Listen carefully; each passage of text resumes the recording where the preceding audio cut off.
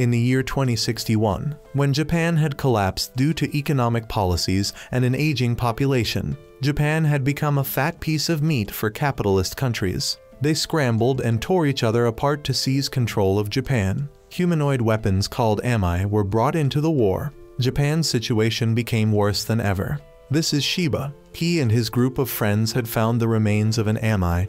The group quickly took anything still usable and then left. They discussed how to use the parts for various purposes, but Shiba, who had taken the most, did not reveal anything. After that, Shiba was dropped off in front of his house, just as the group heard about a scuffle between some Japanese people and foreign soldiers. Shiba didn't care and walked into the house, because in this era, being born Japanese was no different from being Jewish. They were looked down on. And even with talent or money, it was still difficult to find a job. Shiba asked himself what the point of living was. Feeling disheartened, Shiba went up the mountain again to look for something. This time, he went alone without inviting the other three, because he didn't know their names or where they lived. He only knew them through a group of robot enthusiasts. For him, having a relationship like that was good enough. Shiba then went to retrieve the parts from the ami he had hidden earlier. He wandered around until evening before going home. At that moment, he heard someone crying for help. Curious and afraid, Shiba pulled out his military shovel and slowly approached the source of the sound. Behind the leaves was a box. It made a sound and introduced itself as Guy, an artificial intelligence with its own consciousness and life. Shiba didn't want to get involved in trouble, so he was about to leave. But Guy guessed his thoughts, scolded him, and even knew that he had hidden the communicator from the ami. Guy begged Shiba to save it because its battery was running low. Then it suddenly told him to run because someone was coming. A military vehicle then approached. They found Shiba and questioned what he was doing at this hour. Shiba calmly replied that he was camping. They didn't believe him, since this was a site where an ami had fallen after a battle, and they had detected equipment theft. Two soldiers asked to check Shiba's ID. He was an orphan living off his inheritance and government support. Even with a clean record, they still pinned him down and checked his backpack. When they found nothing, they let him go. Once things settled, Shiba returned to get Guy and brought it to an abandoned factory. This place had already been secretly claimed by him, and behind the security door was an ami. He began charging Guy's battery. The AI was curious. Had he assembled the ami alone? He told the story of how he had discovered the factory, like it was some kind of ruin. When he went inside to check, the tools were still there. It had taken Shiba quite a bit of time to unlock the secret room, and when he opened it, the ami was already lying inside. However, the thing had a strange structure as it was missing the central control device. Shiba had been studying it up until now. It was the only joy he had left in this fragmented world. Guy expressed admiration for Shiba's passion. Suddenly, it asked a question that Shiba had never thought of before. What would he do after the ami was up and running? He remained silent. In response to that silence, Guy said it was fine even if he did it just out of interest, because back during the border wars, people still bought drinks and popcorn just to watch two robots fight. It was all for their personal interests and enjoyment. Shiba cut him off. He activated a signal jammer before leaving Guy to charge there. When the door closed, Guy began to act. It scanned the entire factory and controlled the machines to start preparing something. It had been 3 days since Shiba had left. The continuous rain made him very anxious. He was afraid that Guy would drain all the electricity in the factory. The next day, the military caught Shiba's group of friends while they were trying to modify a vehicle using ami parts. The commander considered all three to be terrorists and presented a photo of Shiba, demanding they provide information if they didn't want to die. Meanwhile, while Shiba was repairing his headphones, Guy picked up the signal and urged him to run from the house just as the soldiers stormed in. Not seeing him, they immediately started checking the nearby security cameras.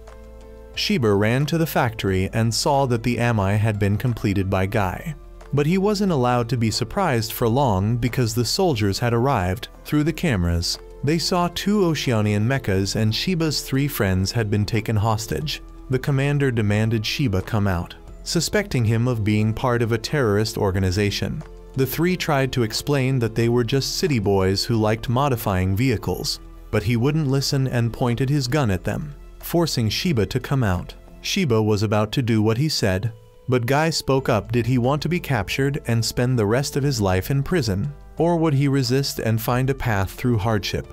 Accept being a fish trapped in a cage, or be a fish that leaps over the dragon gate and becomes a dragon? If he believed in it, then pilot this.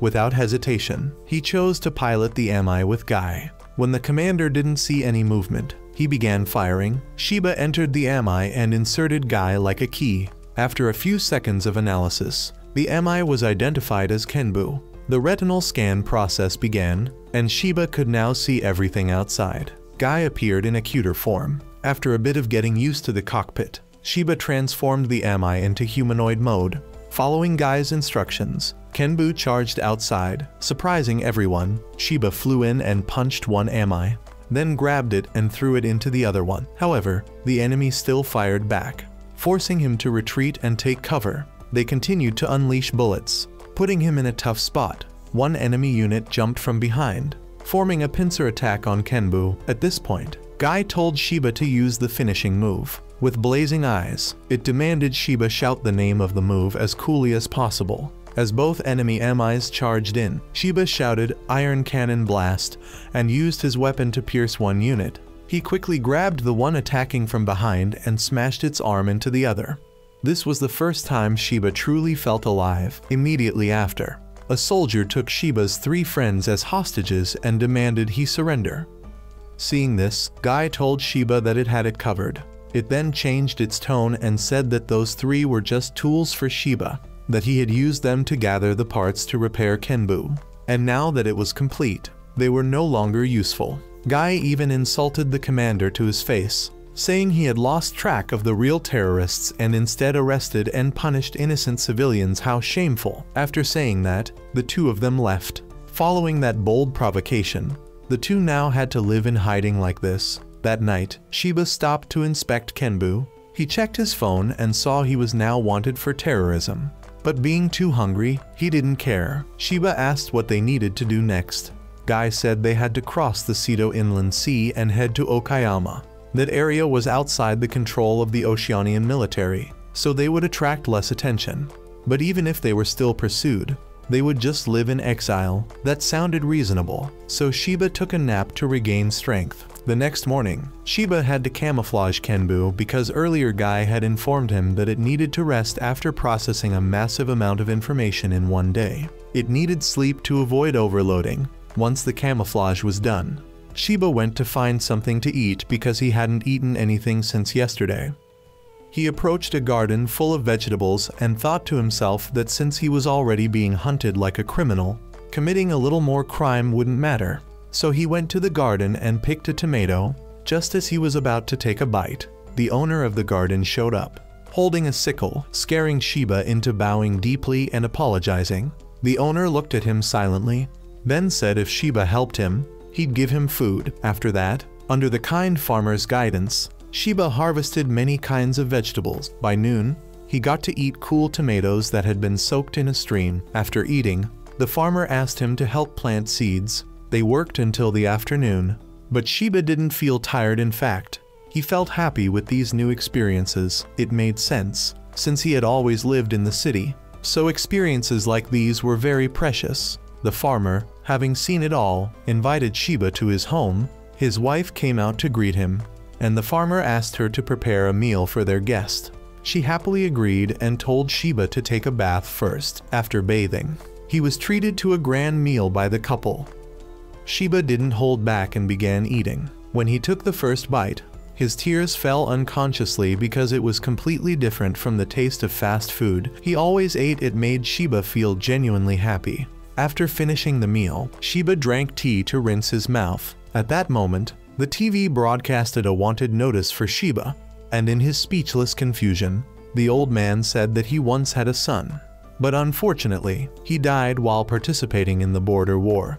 The 2 of them had promised each other to go fishing together when he returned, but it seemed that would never happen. That boat had been left unused until now. The old man said that if Shiba needed it, he would give it to him. He knew clearly that Shiba wasn't a terrorist. because no terrorist would bow down and apologize so meekly in the field after getting caught stealing food. On the contrary, Shiba even helped him tend the garden. The old man said that in such chaotic times, one must not lose faith in people, so he would give Shiba that trust. He also assured him that as long as Shiba stayed here, nothing would happen to him. Emotions surged in Shiba upon hearing those words. He kept thanking them. To dispel the awkward feeling, the old woman said she'd go check if Shiba's laundry was done. Shiba offered to help, and just then the doorbell rang. The old man told Shiba to hide, then stepped out to meet the town's police chief, who had come to check if any terrorists were hiding here.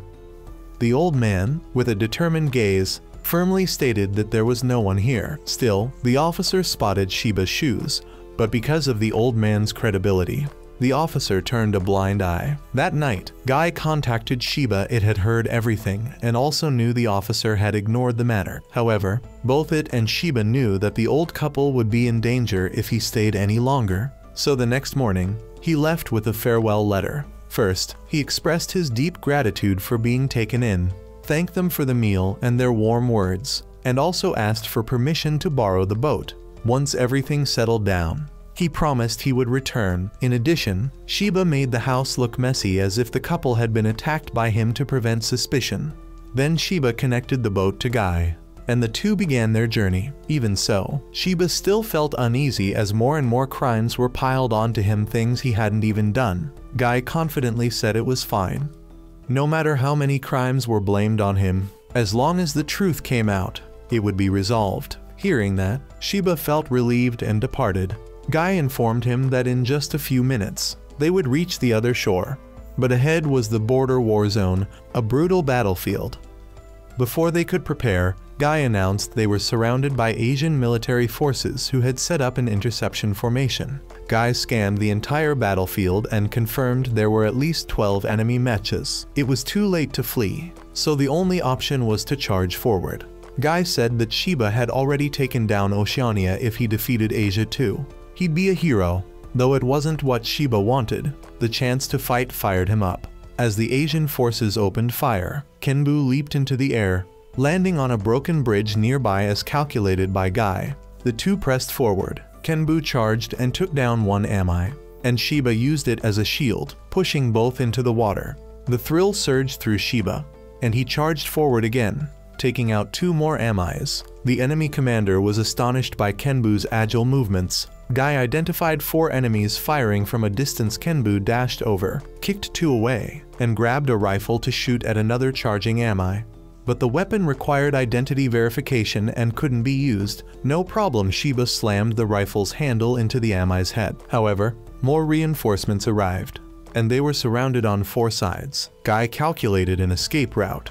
It detected a high-capacity battery nearby. If ignited, it would explode. Taking advantage of the enemy's gunfire, Shiba had Kenbu throw several battery packs into the rain of bullets, triggering a massive explosion.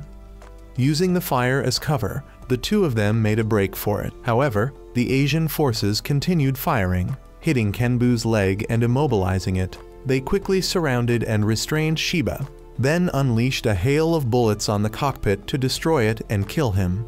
But Kenbu was too tough for the first barrage to break through. The commanding officer continued to order fire until Shiba was killed. But just as they were about to shoot again, a sniper from afar took down one of the ami. The Asian army immediately became alert. But the distance across the mountain range had completely locked their targeting. Each bullet fired took down one ami, and once all had fallen, the pilot from the other side contacted Shiba, providing him with the location he needed to go to and giving him a password. Then, that pilot fired 2 smoke rounds to create a chance for Kenbu to escape. These were special interference smokes, making it impossible for the Asian army to track Shiba's position. After that, Shiba met his rescuer, thanked him, and introduced himself, also introducing Guy. However, Guy showed irritation upon seeing that there was another AI similar to it here. The other pilot's AI also greeted them. The 4 then boarded a transport vehicle and departed. The other AI introduced itself as K, and the pilot was Gashin. Guy began scanning the surroundings to determine where they were going, and K explained that this road was built before the border war. It was a leftover from a highway project, privately funded and constructed in secret, so the enemy wouldn't know about it, and they could travel safely. Then it was Shiba's turn to ask who Gashin was. With a curt and reserved demeanor, Gashin explained that the Japanese were piloting AIMA and forming their own army with the aim of restoring Japan. Gashin called their organization Yatagarasu. Guy remarked that Shiba had encountered real terrorists. Shiba was then taken to Yada's camp, where he met the maintenance workers. Though they called him weak and effeminate, they still agreed to repair Kenbu. Then another person arrived, introducing herself as Risa. She led him to meet the captain of Yada's second unit, Kumai. After a brief introduction, Kumai asked Shiba a few questions that sounded like an interrogation, asking whether he had comrades or assembled Kenbu himself, and even asking if Guy was programmed by Shiba. Although a bit taken aback by these questions, Shiba calmly answered. He found Kenbu already assembled and just set it up and repaired it, not even knowing if it would work.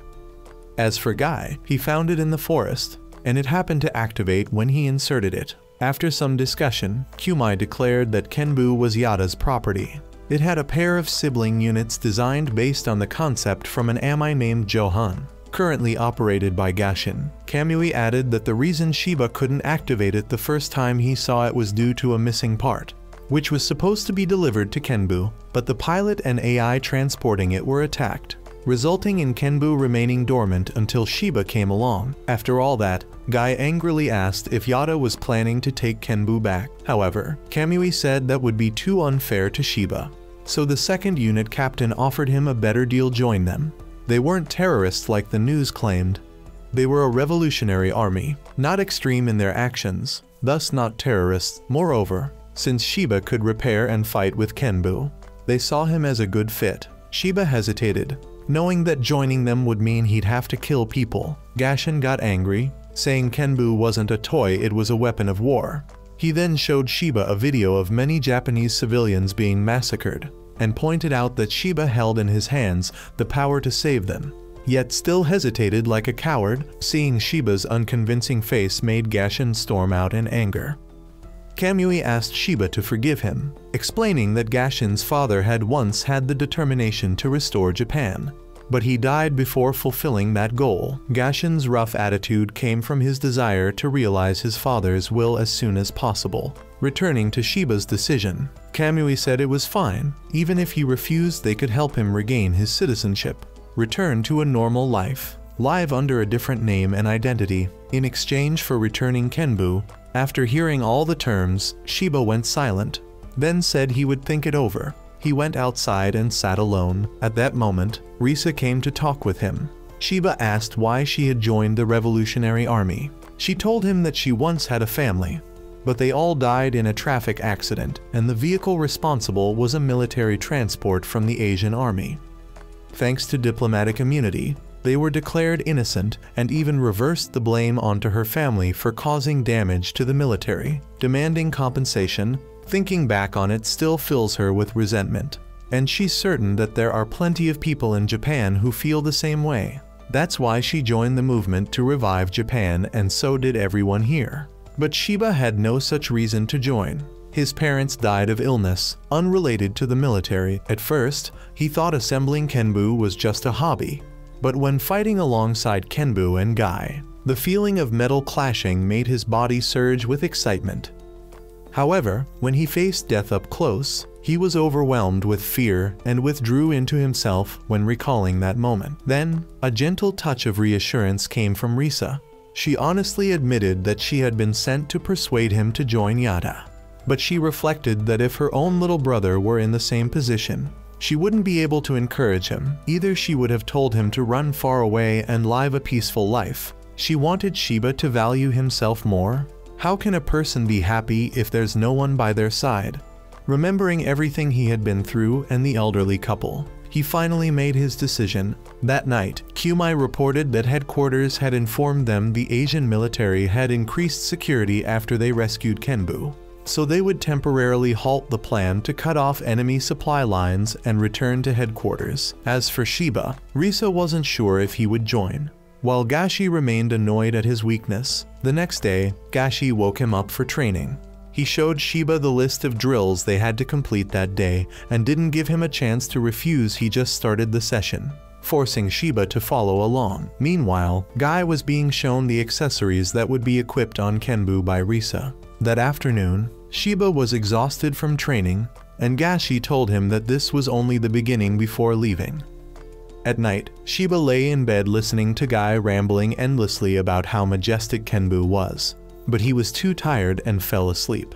The next morning, he was dragged off for training again by Gashi. That night, he was too worn out to eat, but everyone around him had seen his efforts and cheered him on. Someone even made him a special drink, and after drinking it, he fell asleep. The next day, he was again called out to train. Meanwhile, Guy watched Kenbu being gradually completed, and Shiba himself was steadily improving. That day, Gashi gave him an early break. As Shiba returned to change clothes, Risa called him to see Kenbu. It had been fitted with new armor, as well as a sword and cannon mounted on its back. Shiba was amazed by the craftsmanship of the specialists. After discussing a few things with Risa, the two went to a nearby stream to bathe. Risa casually undressed in front of him, and seeing his embarrassment, she grabbed his hand and jumped into the water with him. The cold stream washed away his worries. After that, they talked. Risa told him that the day after tomorrow, they would leave this place and head to Hiroshima, and asked if he had made up his mind. Shiba said he was still afraid of fighting, but after spending time with everyone, he realized they weren't bad people, so he would go with them. He wanted to learn and fight alongside Kenbu. Risa was overjoyed and patted his head. That night, he told Guy about his decision. Guy said he would always support Shiba because Shiba had saved him. Risa reported Shiba's choice to Kamui. The next day, Guy and Shiba tested the new Kenbu. Thanks to the upgrades and maintenance, it moved faster and more agile than before. With one slash, it sliced cleanly through a large boulder. After the trial run, Shiba got down from Kenbu and met Gashi. He expressed his amazement at the upgrades, and then Gashi took over piloting it. Gashi needed to familiarize himself with Kenbu in case Shiba died, and Shiba should do the same. Then the two had a practice match using each other's ami, and Gashi's unit, named Johan, was guided by the AIK. Their friendly match was evenly matched. Even though Guy talked too much and annoyed Gashi, he calmly dodged every blast from Shiba. Kei calmly advised Shiba to switch weapons more flexibly when his opponent had figured out how to counter him. But Shiba was worried that if he fought too seriously, Kenbu would get scratched. While he was distracted, Gashi quickly closed in, and Kei instantly told Shiba to switch to a shield to defend himself. Right after that, he pulled out a short dagger and struck away Kenbu's weapon, then pointed his gun at it. But Gashi managed to grab another weapon and slashed Johan's shoulder. The result of the battle was a draw, and Gashi also acknowledged Shiba as a pilot. At that exact moment, the camp was attacked again. They were being approached by a black ami. It targeted the transport vehicles carrying AMA parts and began smashing them. Once finished, it turned its attention to the rebel forces. Just as its massive arm was about to strike down, Kenbu blocked it, and the two began fighting. Guy took note of the AMA's arm, which was emitting heat. There was no data available on this thing, so they had to be extremely cautious. At the right moment, Sister Risa arrived to assist. She had only managed to fire a few shots before the ami instantly teleported in front of her and killed her with a single blow. Her sudden death left Shiba in shock and unable to react. Guy called for him to return immediately to avoid another strike from the black ami. Kamui contacted them, asking both of them to buy time so he could evacuate everyone. Meanwhile, Gashi, upon realizing that this was the ami that had killed his father, launched an attack despite Kei's attempts to stop him. At the same time, his memories surged back on that day. Gashi had asked his father to let him pilot Johan instead of the training mech. His father had agreed since there was no sign of danger.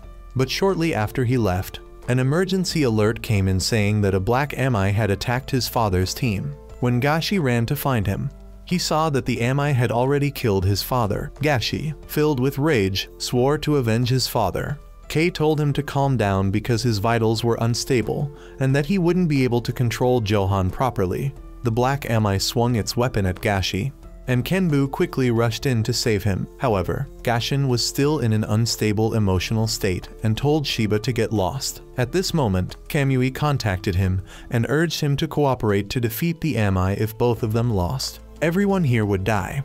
Kei also tried to calm him down to stabilize his vitals. The problem was that both eyes, Guy and Kei, had no data at all on this Ami to formulate a combat strategy. The only information they had was that this Ami attacked every location it passed. Both the Asian and North American armies had taken heavy damage from it. They called it Ghost.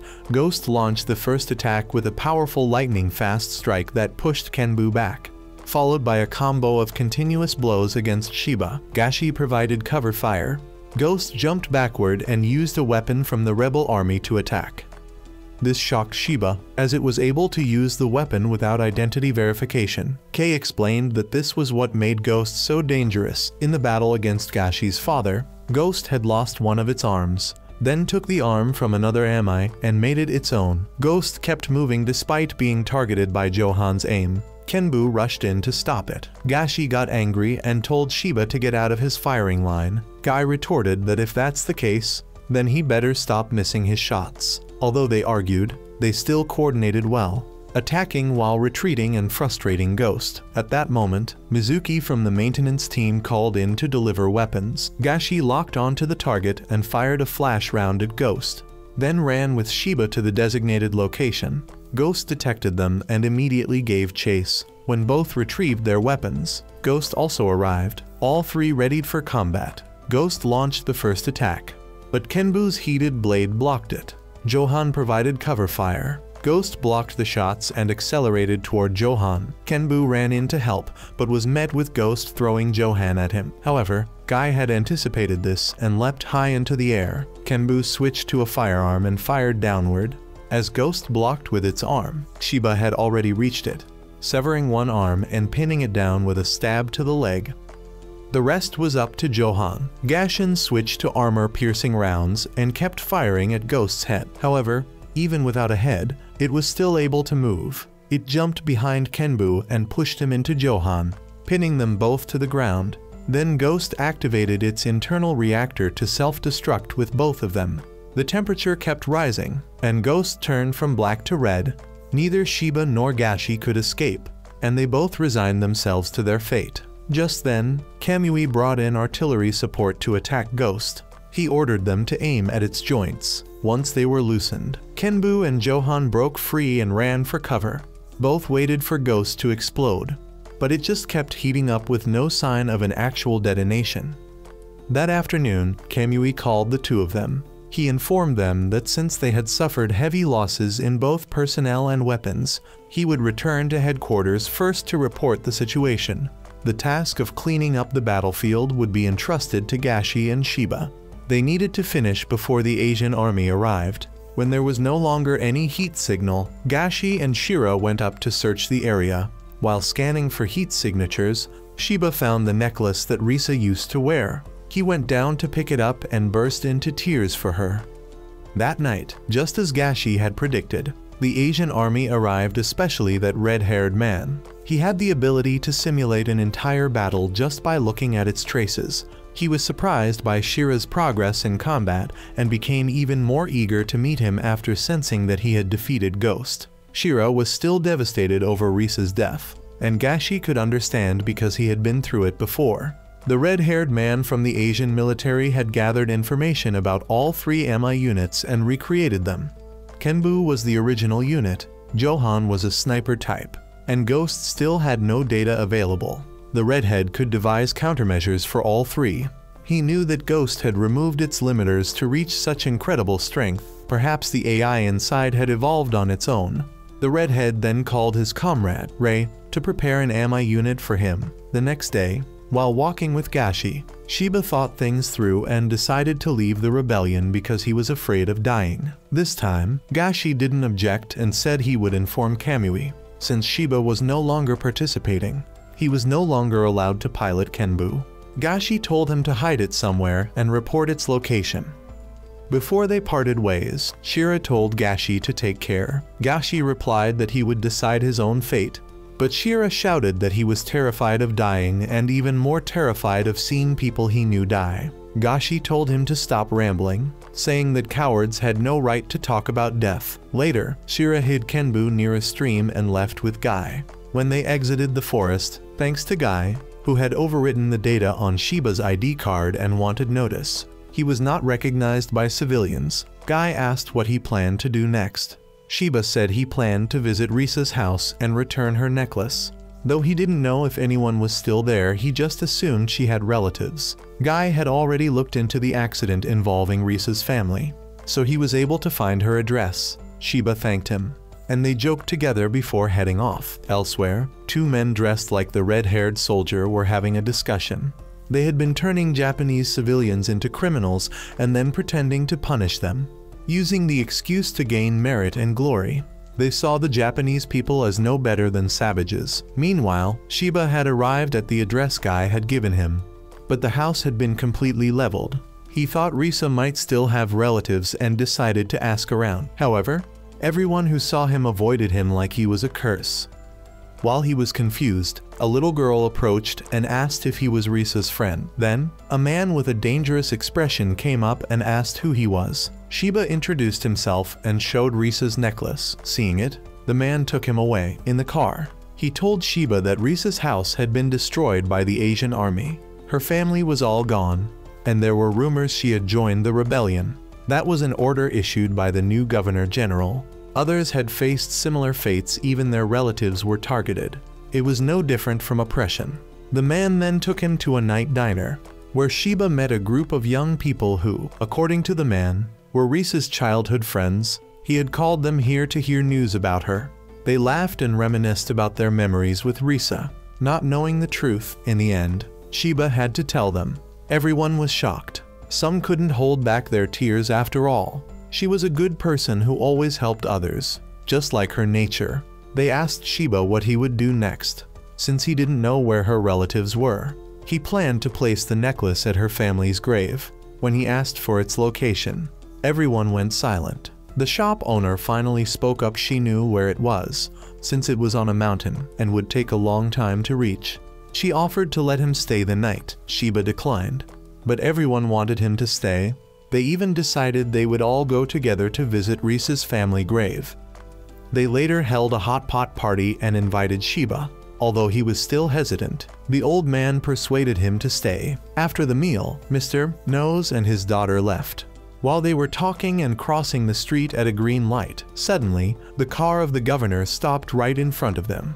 He rolled down the window and blamed the old man, saying that his clothes got dirty because of him. Meanwhile, elsewhere, the redhead had received a new Ami model. He was so excited that he couldn't wait to drive it and hunt down both Kenbu and Ghost. Speaking of Ghost, it was currently hiding in a cave and repairing itself. The next day, people began to stir over the sudden disappearance of Mr. Nose and his daughter. When they went to his house, they found all the belongings had been moved. Everything was strangely suspicious. One member of the group spoke up, saying he had heard that if someone was targeted by the new governor, they would disappear overnight. Those people all shared one trait. They had anti-government beliefs. Rumor had it they were being sent to the mainland, and it was no different from human trafficking. Guy and Shiba heard the entire story, and Guy confirmed that what this babbling guy said was true.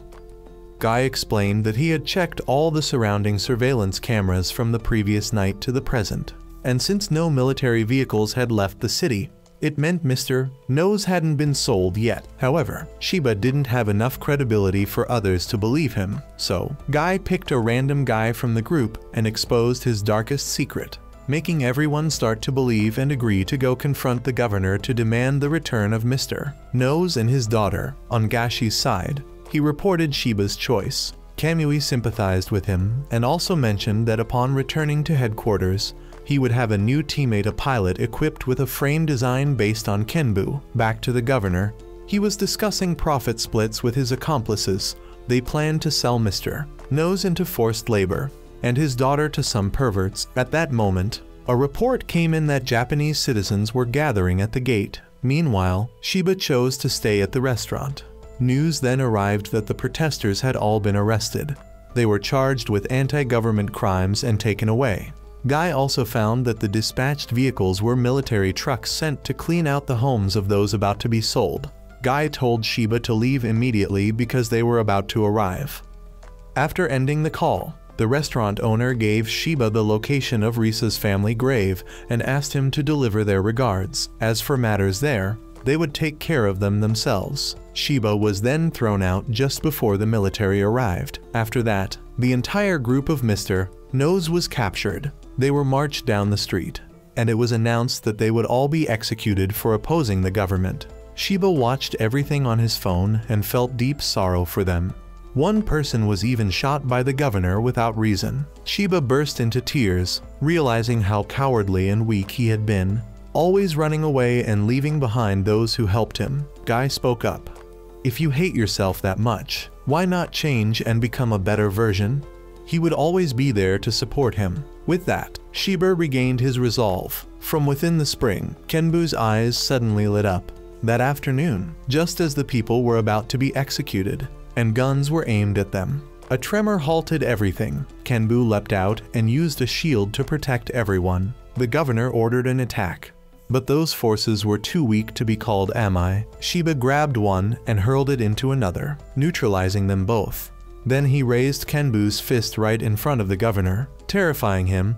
This was what true power looked like. The man trembled and begged for his life.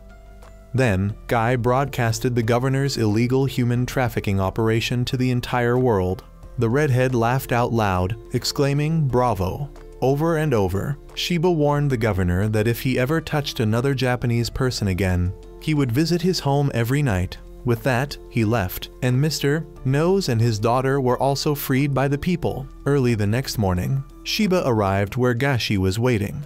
He also left Risa's keepsake at her family's grave. Long ago, in a pottery village, Little Shin followed her grandfather in making wonderful ceramic works. Under his hands, everything became refined and exquisite.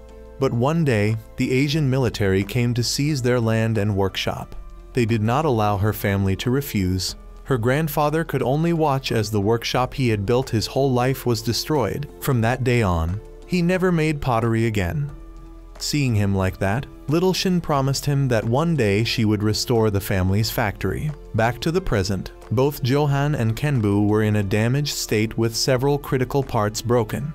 Both Guy and Kei also needed to recharge to operate properly. Gashi contacted Mizuki, who really wanted to help but couldn't do much since she was on the move. Avoiding the Asian forces while heading back to headquarters, she informed them of the locations of the parts needed for both machines so they could repair them themselves before leaving. Shiba asked Gashi what to do next, and he took the boy to illegally siphon electricity to recharge the two eyes. After disguising them so they could rest, Gashi and Shiba entered the city looking for a place to stay at the hotel. Although Shiba was a city boy, it was his first time there, so he was a bit confused and was called a country bumpkin by Gashi. He tried to retort, but Gashi told him not to draw attention. After checking in, they headed to their room. Kei advised both of them to take a bath because they smelled terrible. Shiba was surprised that even an AI could detect odor, but Kei said even without that, just looking around would tell you everyone nearby was covering their noses. So as soon as they got into the room, the two of them scrubbed themselves clean. After bathing, they went to eat together. Gashi received a message from Mizuki that the parts had been delivered, so they would begin repairs tomorrow. Hearing that, Shiba happily started eating. He noticed Gashi didn't eat vegetables and asked about it.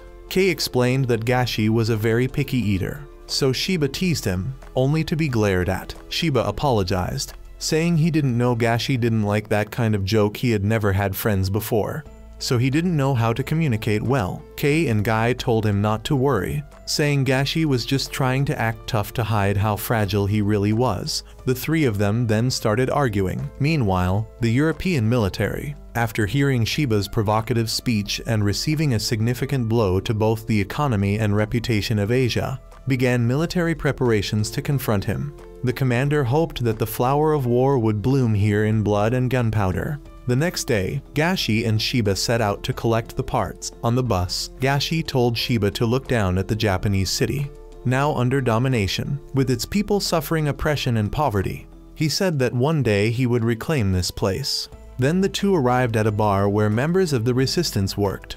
When Gashi gave the correct password, the owner handed over the package to them.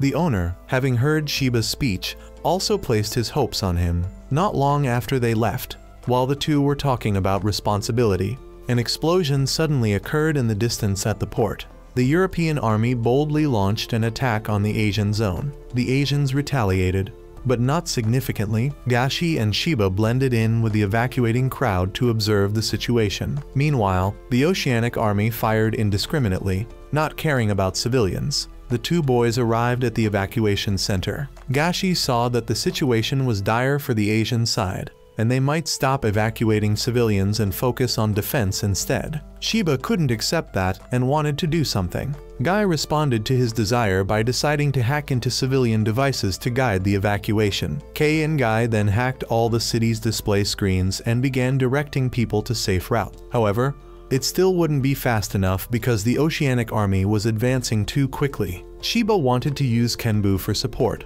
but Gashi said that by the time they went to get it and came back, everyone would already be dead. The Asian commander also abandoned the refugees, believing that if the Oceanic forces killed civilians, public opinion would turn against them. The civilians tried to leave the building, but were stopped by Asian soldiers. Just then, a wrecked Asian ami was thrown into the building. Causing chaos, the Oceanic army steadily advanced toward them. At that moment, another ami appeared, moving at incredible speed. In no time, it was in the middle of the Oceanic forces. It introduced itself as Masaru, claiming to act in the name of justice. After introducing itself, it quickly sliced an ami in half, then leapt into the air and struck down, using the defeated ami's corpse as a shield before finishing off 3 Oceanic amis with a single thrust. Then Masaru turned to the Asian forces and took down 3 enemies in one sweep. To the astonishment of both commanders, Masaru jumped incredibly high and flew straight toward an ami artillery unit, taking it down. After that, he flew all over the city, killing any ami he saw. The maps of both sides lit up entirely in red dots, signaling that their units were being annihilated. With losses reaching 70%, the Oceanic forces were forced to retreat. Shiba and Gashi were left dumbfounded as they witnessed the scene, their mouths agape just as Guy announced that this was their new teammate. Having received the summon notice, the two quickly left. In a forest during the late afternoon, Gashi and Shiba ventured deeper in and found Masaru. Shiba greeted first, but the AI on the other side abruptly cut him off. It introduced itself as Angelo with an arrogant tone, expressing its disdain for male pilots and even demanding the two bow their heads in thanks for being saved by it. After berating Gashi and Shiba for a while, it finally revealed that the princess and her pilot would be their new teammates, and that pilot was Shin. She descended from the sub-commander unit without a word, then suddenly broke down crying. Afterwards, all 3 were transported to a nearby Yada base. Shin was the first to apologize for greeting them with tears. She introduced herself and chatted with Shiba, while Gashi remained cold and gruff, saying little. According to Shin, that morning's battle was her first real combat experience. Initially, she was just a maintenance worker for Yada, until Angelo suddenly appeared and told her to become a pilot, and she agreed right away. Angelo was very confident in its ability to judge people, though Guy and Kei teased that Angelo was just into girls. The 3 of them then started joking and goofing around, giving Gashi a major headache. Meanwhile, the red-haired man named Hardy and his friend arrived to meet their commander. The commander had summoned them because they had located the position of Ghost. It was now confirmed that Ghost was an unmanned machine with an AI featuring independent thinking. The one behind it remained a mystery. Ghost had already taken down forces from North America, Asia, Eurasia, and Oceania. High-ranking officials were desperate to possess Ghost to gain an advantage in the war. Hardy's superior ordered them to find it and, if possible, destroy Ghost to prevent it from falling into another nation's hands. With the work matter settled, the superior moved on to a personal topic. He turned out to be Hardy's adoptive father. He asked his son to come home during the holidays since his mother missed him very much. Hardy agreed and left. However, while in the car, his friend knew well that Hardy would likely bury himself in work during the holidays. Hardy just had too many things he needed to accomplish. Afterward, Hardy dropped by his favorite bakery. The shop owner even gave him extra. Knowing that the North American alliance was trying to restore Japan, despite the efforts, the reality was that command still belonged to the North American military. Even if Japan regained autonomy, its leadership would still be under North America. Eventually, the entire country might become a colony. Hardy didn't want the people to rely on other nations. They had to rise up and reclaim what belonged to them. After eating the pastries, the two continued on their way. Hardy opened up not that he didn't want to go home, but because he was adopted, and so were the other kids in the household. He couldn't fit in with them. He could hardly find anything that excited him until his father brought him into the military environment. The first time he saw an ami, he knew the military was his path. By the time he finished his story, the two had arrived at their mission area. Back to Shiba's group, they had arrived at a luxury hotel to rest. Only now did Shiba raise the question of why their three amis were so different from the ones in the military. Angelo explained that there was a company called Brenzon, which supported resistance groups from Japan. Officially, its headquarters were in Europe, but it was just a shell company. No one knew if the company had any sinister goals, but so far, everything was fine. As for eyes like them, they were configured by an external agency called AniLast, short for Intelligence Learning System, an autonomous learning system. Guy seemed to be a special case. Although he shared the same codebase with Kei and Angelo, he was sent to the oceanic region by someone. In any case, they were still considered siblings. When they returned to the room, Shiba asked Guy if he wondered why he was sent there.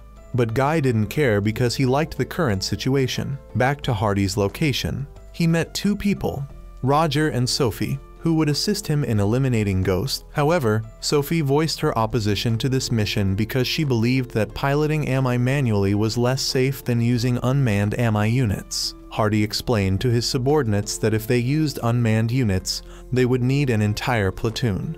And since the Asian and Oceanian forces were still looming threats, they couldn't do that. Therefore, Hardy had gathered elite individuals to capture Ghost, and being chosen meant she was highly skilled.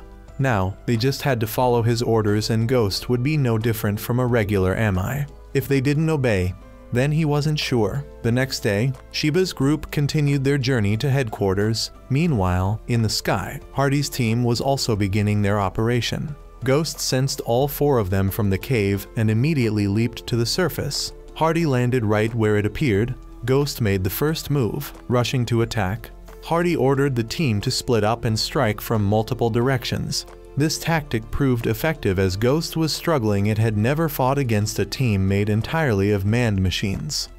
They needed to destroy it before Ghost adapted to this new combat style. However, it was too late. Ghost focused solely on Hardy's teammate, forcing Hardy to retreat in difficulty. When Roger tried to help, Ghost intercepted the attack and threw Hardy's friend at him. The military fired missiles from the outside, but Ghost emitted a jamming signal that diverted their trajectory. Roger continued attacking and was caught by Ghost. A third arm sprouted from Ghost's back. The black man was forced to sacrifice one arm to escape. Ghost had now fully adapted to Hardy's tactics and was preparing to crush him. Suddenly, Guy sensed that same killing intent again. Besides Shiba, the other two and the AI couldn't sense anything. Guy thought it was just him and ignored it. Back to Ghost. It used chain-tipped fingers to directly attack the pilots inside the aircraft, and then, while Roger was off guard, one of the fingers killed him from the inside. Unable to grieve for long, Hardy quickly calculated a new attack strategy. He and the other two charged in. Sophie and the other teammate advanced ahead to distract Ghost, but both were bound by threads it had laid underground. Despite this, Hardy kept advancing. When Ghost fired, he dodged by leaning his body and then leapt backward to shoot at its arm joints, but it blocked the shot and tried to counterattack. Suddenly, a bullet dislocated its leg joint. It came from Roger. Though he had died, the AI was still active and completed the mission. Hardy then finished it with a bullet straight through its chest. It collapsed. However, just seconds later, it escaped with a military aircraft. Hardy, furious, swore he would kill it. As for Shiba's group, they arrived at headquarters and met Yudu, the representative of Yada. He was glad the three arrived safely, but said there was already work waiting for them. Someone wanted to meet them. A mediator between the Brenzon company and their organization. He introduced himself as Gobel. Gobel proposed a business partnership based on war. Everyone sat down to talk. Gobel cheerfully expressed his desire for long-term cooperation so long as there was war. His company would have business. He was also generous with funding when needed. Furthermore, Gobel brought many new upgrades for Ami. He then led them to see a pair of armored grenade launchers for Johan and many other items for Kenbu and Masaru. Later, Yudu received a call and took Shiba's group with him. They arrived at a village deep in the forest. Then the whole group entered the house of a man named Yuyuji, a longtime real estate agent who was currently living temporarily in this village. He showed them his family genealogy data. Currently, 9 people lived there, but a week ago, they had lost access to electricity and water. While they were listening, a little girl suddenly ran over and hugged Gashi, calling him Dad. Surprising everyone, Yuyuji asked for their understanding, saying the girl had lost her father at a young age. Back to the main issue. Currently, the villagers are struggling to get through each day after the water and electricity outage. Adu asked why everyone still chose to stay here instead of leaving. The man explained that their town had gone through war, and they had moved to a refugee area. But that place was also shut down, so they were forced to return home. Others shared similar experiences. They wandered until they ended up in this remote village. Though life here was hard, the war wouldn't reach this place. They traded comfort for safety. After hearing that, Adu said his group would help them as much as possible. That evening, everyone set up camp to stay. Shiba expressed his admiration for Adu's kindness. Gashi said Yada was not just a rebel force, they also helped fellow citizens in need. What was truly needed to rebuild the country was to earn the people's trust. The next day, it started raining. Everyone gathered to discuss how to resolve the village's problems. To ensure the villagers' living conditions, they needed to fix the water, electricity, and food issues. Kamui suggested drilling a well, building a water wheel to generate electricity, and cultivating farmland. Everyone started working. Shiba and a few others went to loot machinery from old cars. Meanwhile, Adu asked Gobel to sponsor a few items. Gobel agreed, since it still made money. Everyone worked busily. Some built houses, some dug the well, and some worked the farmland. By the afternoon, they all sat down to eat together. Watching the children smile gave Shiba peace of mind. The next day, everyone resumed their work. While stacking wood, Shiba was called by Shin to go somewhere. The two went to a tent up in the mountains, where there was a kiln. She wanted to repair it. If successful, they could make bread, pizza, and even pottery. Shin also shared that her family had a pottery tradition. Hearing that, Shiba offered to help her. The two began restoring the kiln. While working, 2 children came by. Curious, so Shin invited them to join. Day by day, as everyone progressed with their own work, Shiba's group also finished restoring the kiln. They tested it. With Shin's guidance, Shiba and the 2 kids made many items like cups and plates. They only needed to fire and glaze them, and they'd be ready to use. Meanwhile, Gashi's side had received the necessary equipment, and all that was left was for the well to bring up water. The water wheel also started spinning to generate electricity. However, Guy said this alone wouldn't be enough for everyone's needs. Gashi's team also faced a problem. They hit a hard rock layer. Kei scanned the area and estimated the rock was 2 meters thick, which would be difficult to break through. But if they could manage, Angelo said water would come out about 100 liters a day, enough for the villagers. Mizuka proposed a method to handle it. Over the next few days, everyone kept working. The water wheel was upgraded to generate more electricity. But Guy still only rated the power supply as barely enough. Then Kei called the 2 over to the well. Mizuka had designed a device that combined a laser with a piercing rod.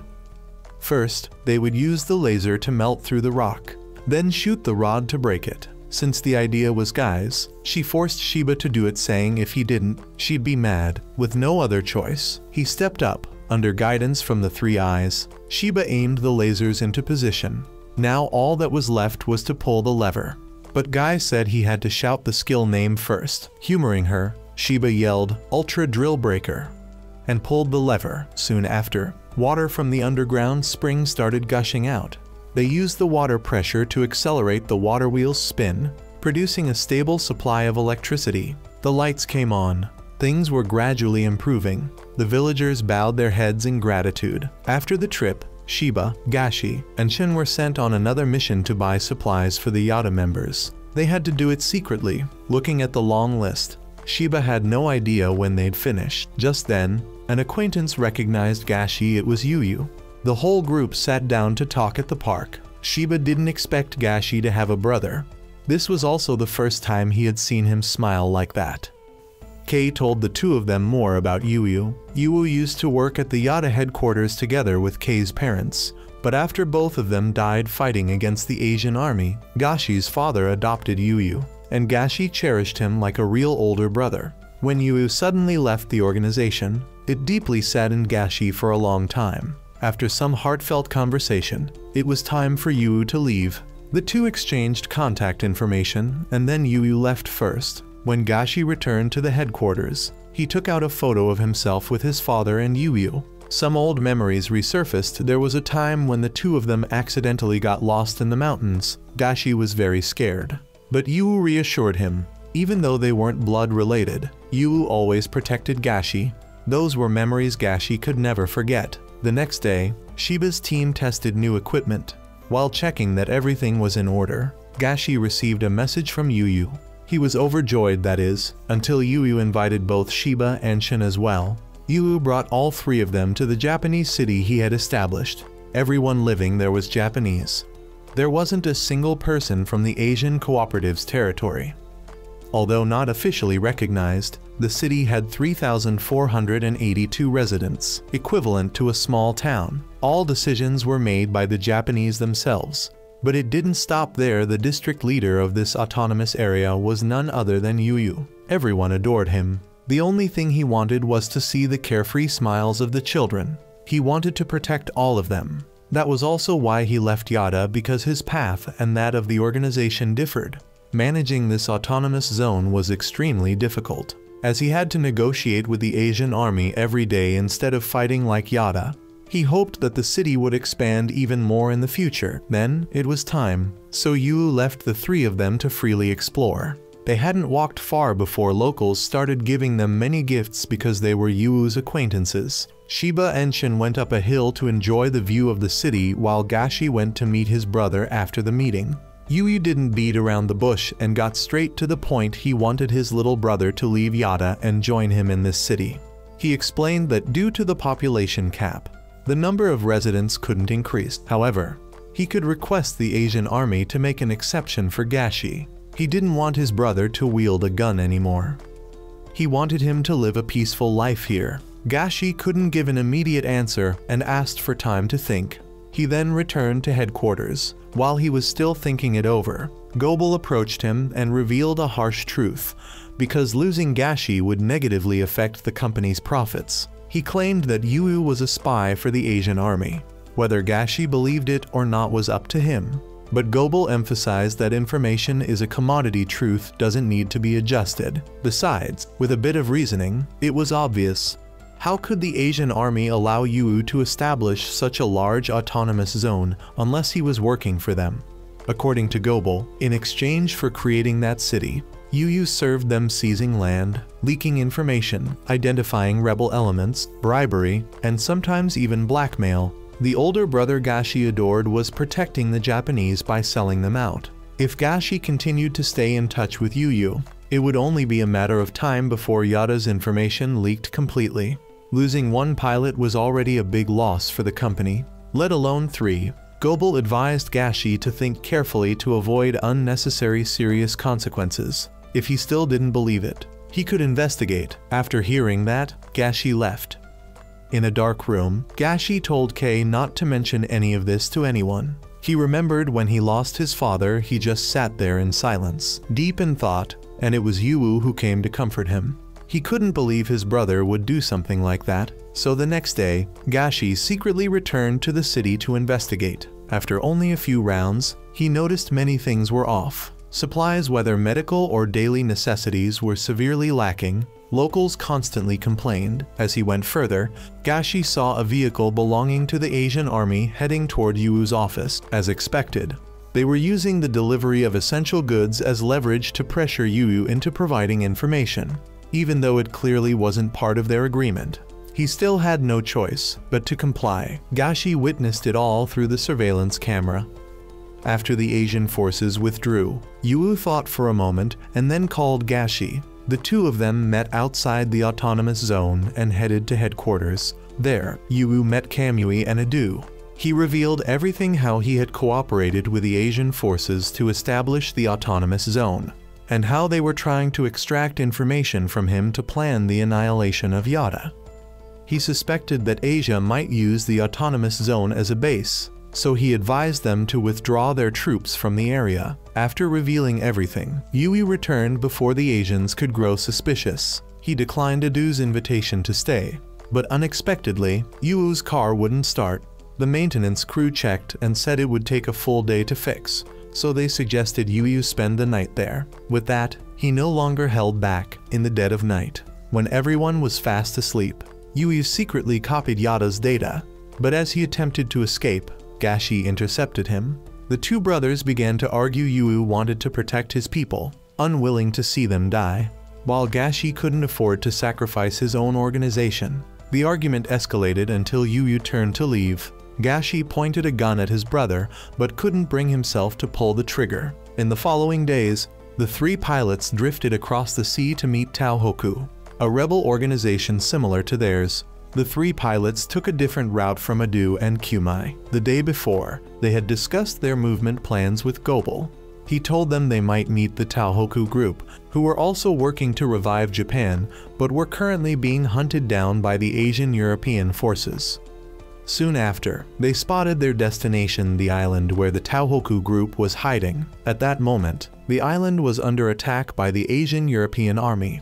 The defenders were desperately fighting back, but the enemy was using MI units to suppress them. Just in time, Shiba's group arrived to support. Gashi sniped enemies from afar, while Masaru and Kendo jumped into action, cutting down MI unit. However, the enemy was still too numerous, so Gashi deployed smoke bombs and ordered a retreat. Lieutenant Zelenoy, who was commanding this operation, witnessed everything. Laughing gleefully, he said that next time, he would personally enter the battlefield. After escaping, they met Commander Kono, who thanked all three of them for their help. Shiba looked around and saw very few people, hardly enough to be called an organization. Kono explained that they used to have many members, but since Zelenoy took over operations, he had heavily invested in MI units to hunt down and exterminate the Taohoku organization. Kono's next plan was to attack the eastern side of the island, where their allies were. In order to regroup, Guy said that to increase their chances of success,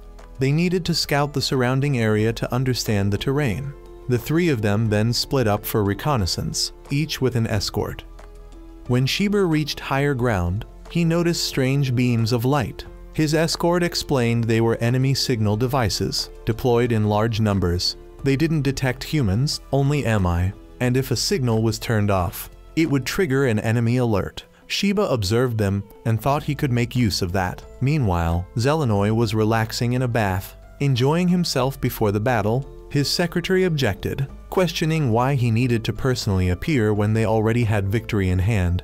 But Zelenoy said he liked it that way and would defeat Shiba's group himself. Shiba was taking position along with Gashin and Shin. As the fog grew thicker, Zelenoy boarded an AMI and launched the sweep operation, ordering random artillery fire into the forest. Once they detected Shiba's group moving, they continued to bombard their path. Gashin scattered smoke bombs to jam the signals, but Zelenoy activated all the signal towers. After spotting all three on the map, they fired to corner Shiba's group into one area. However, just as they were about to trap them, the signal suddenly vanished. Outside, Gashin had blown up a bridge, taking out many enemies. Kenbu and Masaru flew out from both flanks to wipe out the rest. Hacking into their system was easy, allowing them to fake their positions. Using the fog to conceal themselves, they took down the remaining small fry and headed straight for Zelenoy. Angelo and Guy charged ahead, eager to take him on, while Kei stayed behind and shot down two enemies behind Zelenoy. Kenbu's sword was the first to clash with him. When his staff came in to help, they were fired upon and had to dodge. Zelenoy was about to shoot Kenbu when Masaru returned and slashed his gun, damaging it. Despite being caught in a pincer attack from both sides, Zelenoy still managed to fight back. His sword was too hard to break. However, while fighting, his ally suddenly stopped moving. Gashi decided to retreat, saying there was no need to kill him, while Zelenoy, furious, glared at them to a noble like him. This was no different from an insult. At that moment, both the sword and the armor on Amai shattered. Back with Shiba's group, after merging Kono's group with the remaining troops, they bid farewell. The trio boarded the ship to regroup with Kamui's team. After this journey, Gashi had become more positive. Not long after, the Shiba team met the maintenance crew again. But before letting them service Kenbu, Shiba asked to wash it first because it was quite dirty. Over at Hardy's place, Gobel somehow managed to contact him and proposed a deal. He hid his identity and only said he was a merchant selling information the location of Ghost. To prove his credibility, Gobel revealed all the information about Hardy, Sophia, and Hardy's friend Ray. Hardy asked what price he wanted, but Gobel said he didn't want money. This was his investment in their future relationship. After that, Gobel left and sent the intel to Hardy, who immediately gave it to the intelligence agency for analysis. Meanwhile, Adu had received a report from the maintenance department about the condition of the 3 pilots. After hearing it, he gave them time off to rest. After ending the call, Adu was told that a guest had arrived. As for the pilot group, while washing Amai, they chatted about the future and what they would do after Japan's restoration. Shin wanted to rebuild the pottery workshop at home. Gashi still had to avenge his father. And upon hearing that, Shiba promised to help him defeat Ghost. Shin also wanted to help. Gashi didn't reply, but a smile appeared on his face. As for Zelenoy, after being played by a group of brats, he reported to his commander and requested to be transferred to the team that hunts the Yada organization. The higher-ups approved his request. Meanwhile, Adu met Kamui again. Kamui showed Adu some photos of wounded Asian soldiers with unknown injuries, possibly attacked by another country's forces. Putting that aside, Adu showed Kamui a current map of Japan, which had been divided among 4 factions. If operations continued, the territory under Yada's control would expand. Officially, it belonged to the North American Alliance, but Japan retained autonomous control. There was something that excited Hardy during the entire time the 4 factions occupied Japan. They never fought each other to expand their territories, but that had changed recently. It was due to an enormous catalyst that caused massive upheaval, the original Amai. Kenbu more precisely, the self-evolving and learning AI inside Kenbu. Ghost had a similar AI, possibly even superior to Guy's. The more Hardy thought about it, the more he wanted to possess it.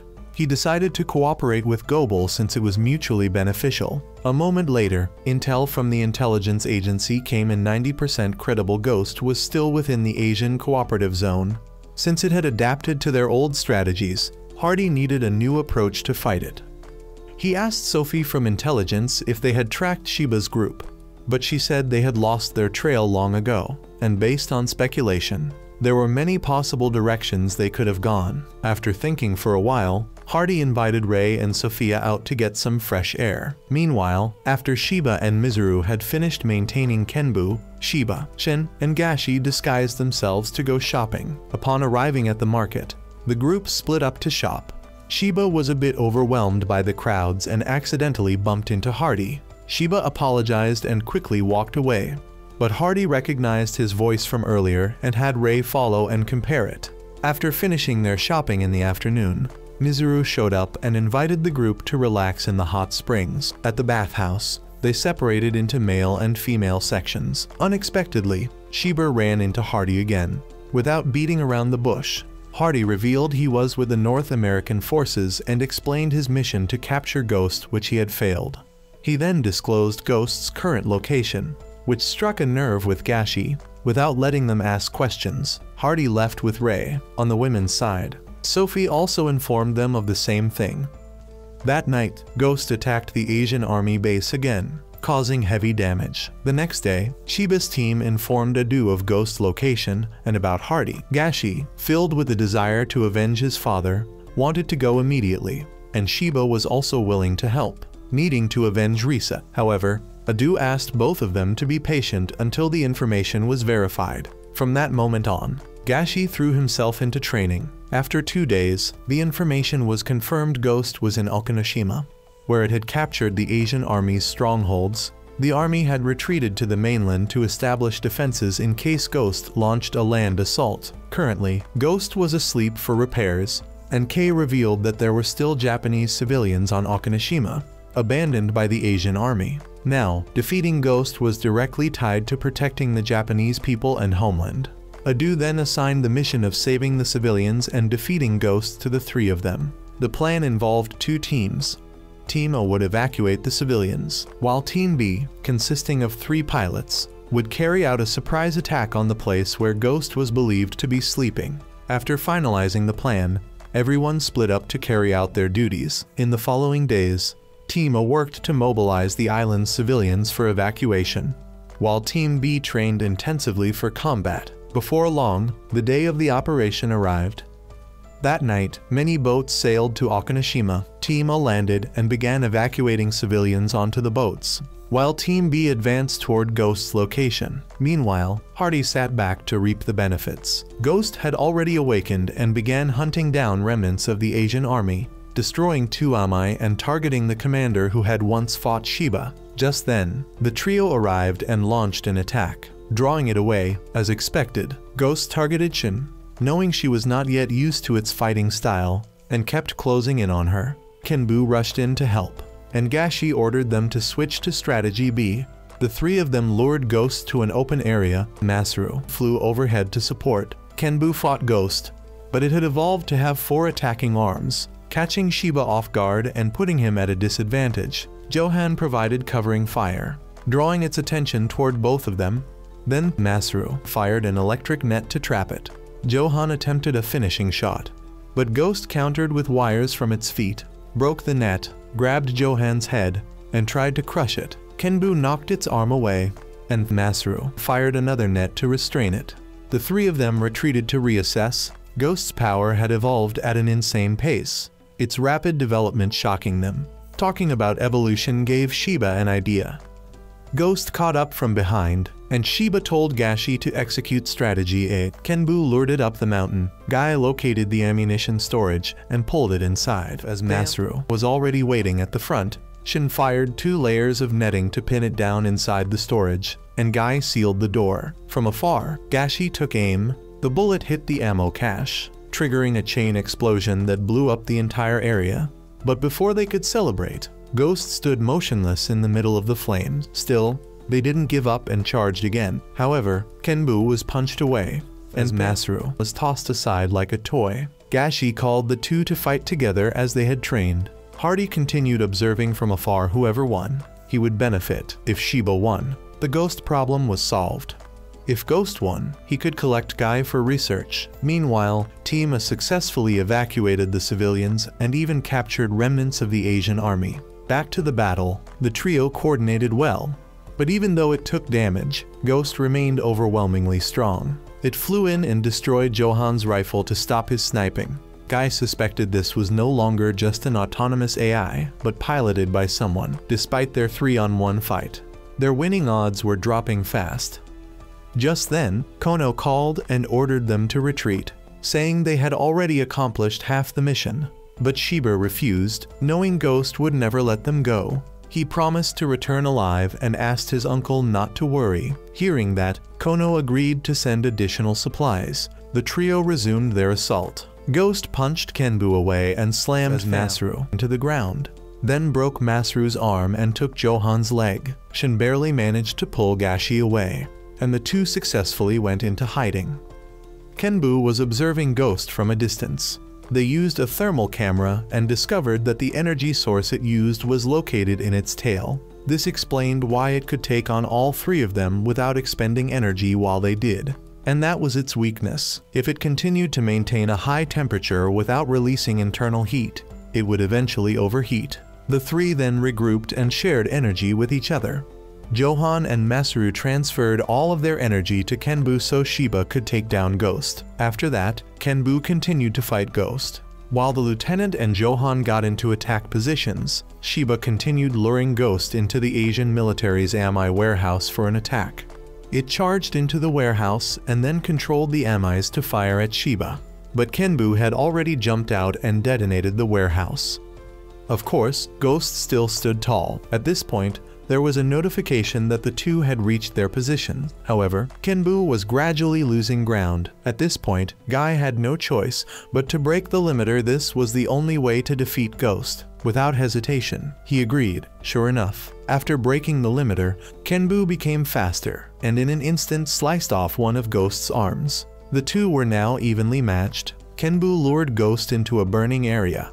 Shiba and Guy coordinated to punch Ghost, giving it almost no chance to counter.